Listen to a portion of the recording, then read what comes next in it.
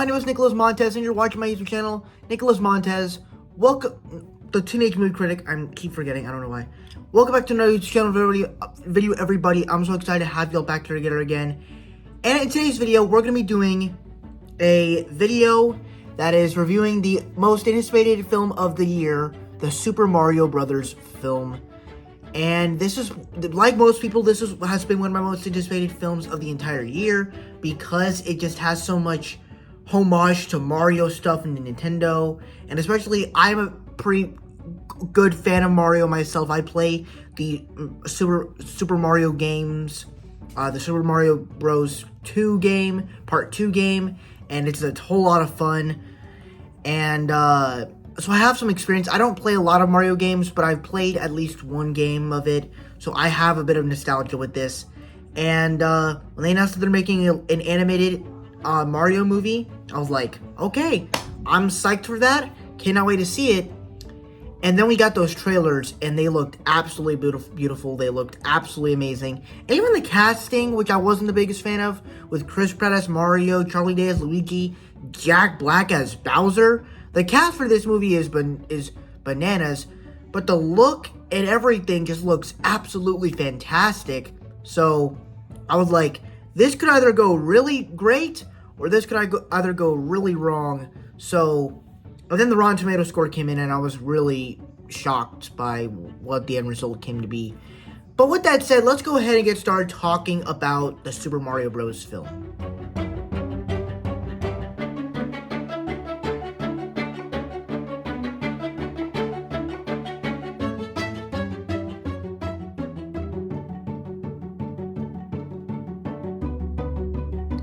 And as a fan of Mario, I thought this film did kind of exactly what I wanted it to do.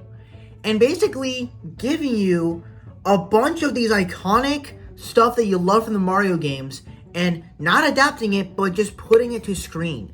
Just taking that stuff from the game and putting it to the screen. And there's a lot of that stuff through that, whether it's the design of the world, the design of the characters. They got all that right. It's like, I literally feel like this feels organic, this feels fresh, this feels new, and I like that.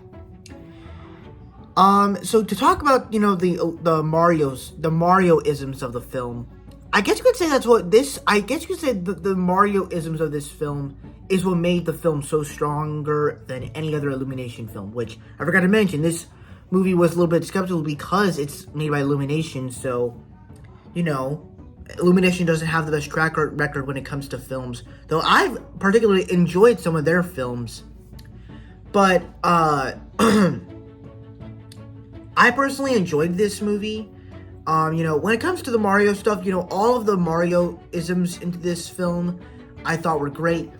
To kind of talk about some things first, let's talk about the worlds. And of course, we actually really get 4 worlds. We get the Mushroom Kingdom, we get the Donkey Kong Kingdom, the Darklands, which is Bowser's Kingdom, and then we get Brooklyn, which is Brooklyn, New York, where Mario and Luigi are from. And of all of the worlds, I would say all these worlds were well explored. From when we're introduced to the Donkey Kong, we're introduced to Brooklyn, and it does it in a great way where you have this tracking shot that makes it feel like you're in the game, where it's like you're side to side and you're showing it like a screen as you're playing it in the game, and it's like, it feels so organic in that. And even it feels like Illumination, but at the same time it feels like a Nintendo movie put to the screen, and I love that. When it gets to the Mushroom Kingdom, it's more of just a visual eye to see, of just seeing this world in animation, in movie form. It's amazing. When it gets to the Donkey Kong Kingdom, yes, it's very cool to see it in real life in a movie form, but it's also I thought this was probably one of the best entries in the introductions of one of these worlds, because the song, now obviously a lot of people complain about the pop songs in this movie. There's some songs I could definitely be like, yeah, they didn't really need to play that song, like the No Sleep Till Brooklyn song during the Brooklyn montage. Yeah, it seems a bit generic to play that song during that scene. or even the I Need a Hero scene when Mario is training with Princess Peach. It's a bit predictable, but the song that they decided to play through this scene, I thought was actually like really cool, and it even found a way to make it feel like the game and have that ultimate climax of going to meeting old Cranky Kong.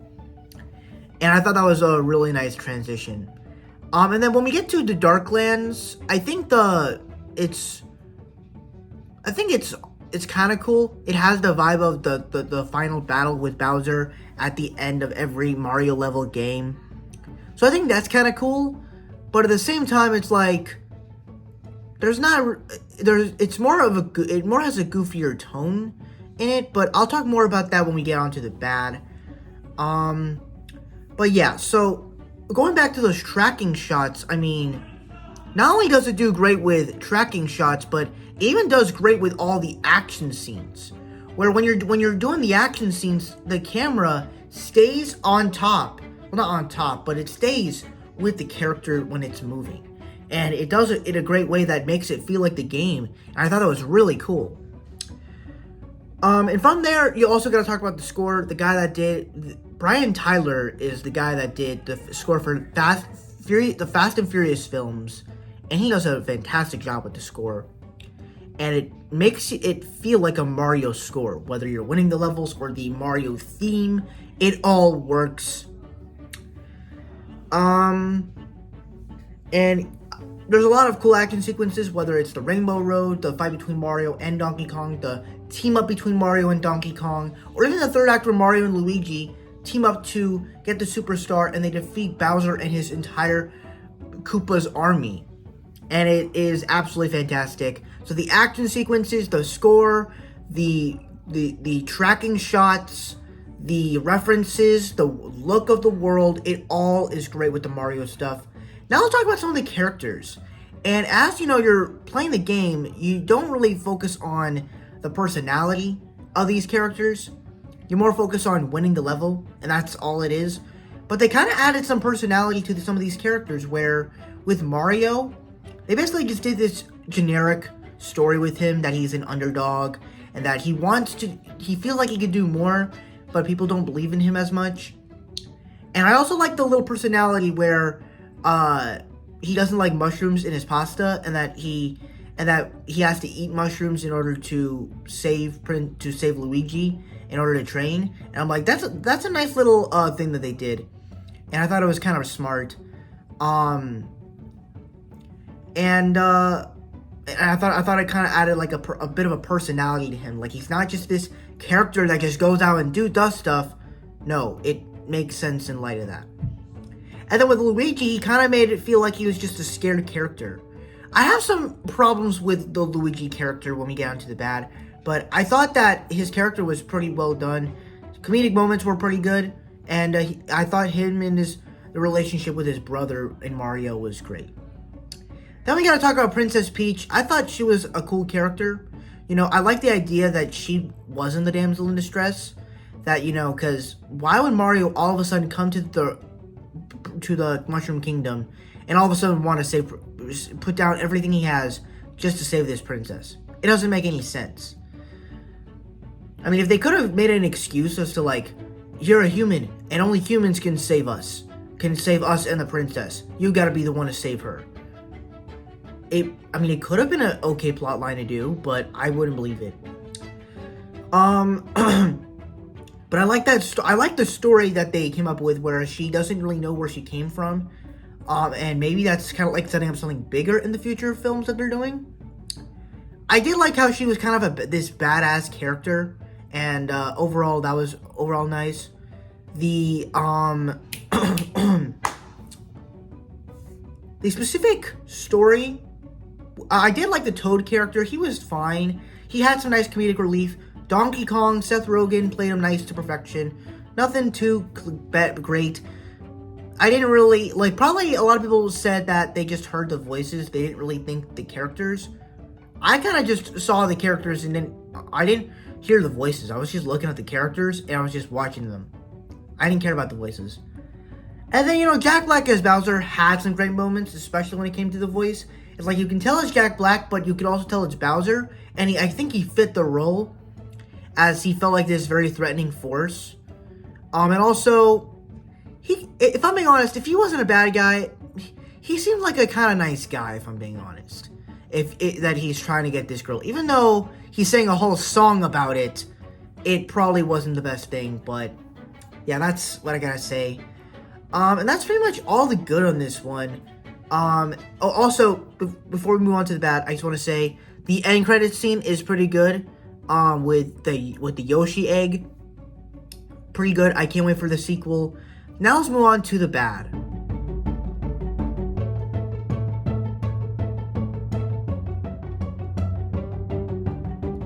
And I think the biggest problem here was, first of all, I want to talk about Bowser, because I think the story that they chose to do with him, it was cool, but at the same time, it's also like, I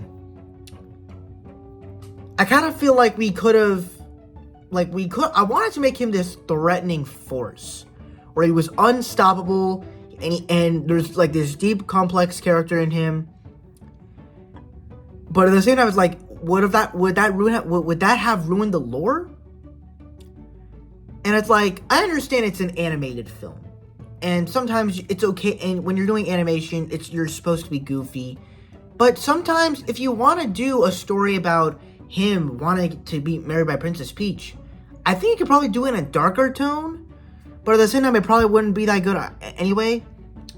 But yeah, that plotline was just kind of weird. The fact that this song might get nominated for Best Original Song at the Oscars is crazy to me. As they announced it today. I mean, obviously, the song is catchy, but it's kind of funny because it's Jack Black.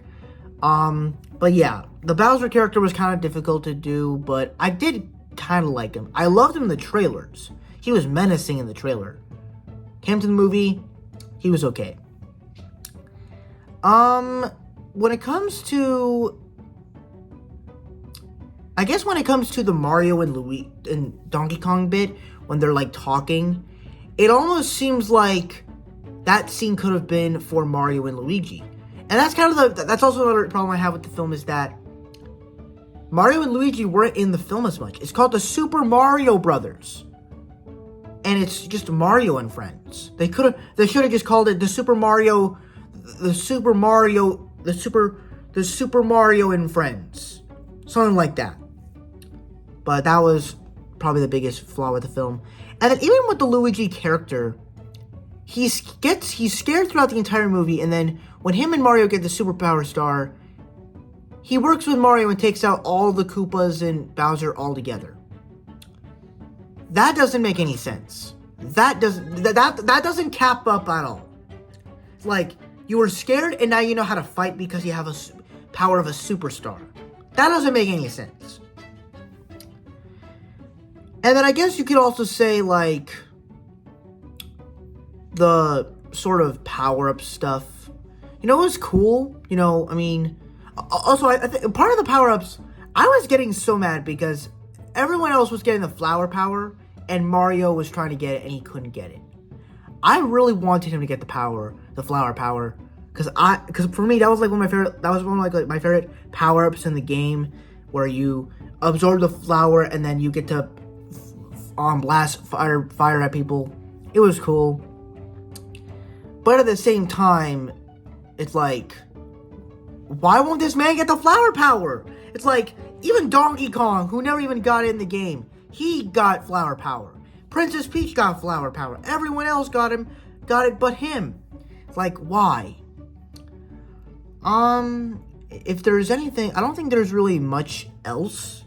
I mean, I'm pretty sure I'm gonna forget. I'm gonna forget as soon as this video is done. I'm gonna be like, oh man, I should have talked about that, because I really want to talk about as much of this movie as possible. I guess you could say I kind of wanted this film to be a bit bigger.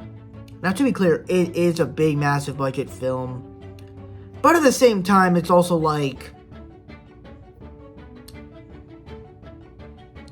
that's the reason why Bowser wants to kidnap the princess. Like, it's like you're pretty much just getting the Donkey Kong army. And like, I thought it was gonna be a whole mixture of people, and not just the Donkey Kong army. I thought it was gonna be a whole mixture of people, but I guess not. But overall, I thought the movie was great. I thought, not great, but it was really good. It had a lot of Mario nostalgia, pretty good characters, and the voices were fine.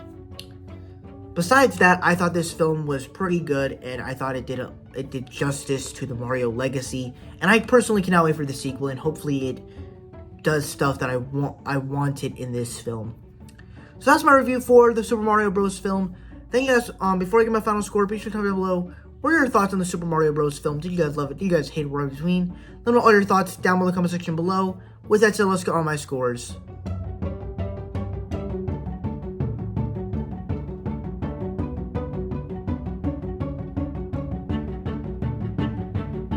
Alright, so that's it for my scores. Thank you guys so much for watching. I really hope you enjoyed. Don't forget to like, comment, and subscribe. All my social media stuff in the about section over there. And I'll see you guys in the next video. Bye-bye.